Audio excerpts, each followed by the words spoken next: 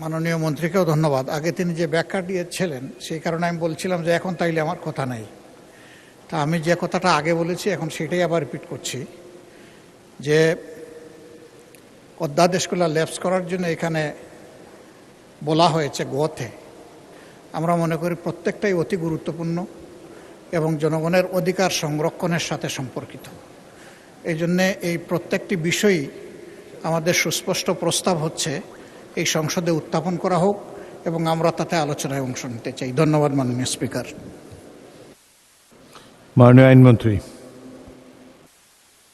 মাননীয় স্পিকার, প্রত্যেকটি অধ্যাদেশই সংসদে উত্থাপিত হবে, ফার্স্ট রিডিং সেকেন্ড রিডিং হবে, ওইটার উপর আলোচনার সুযোগ থাকবে।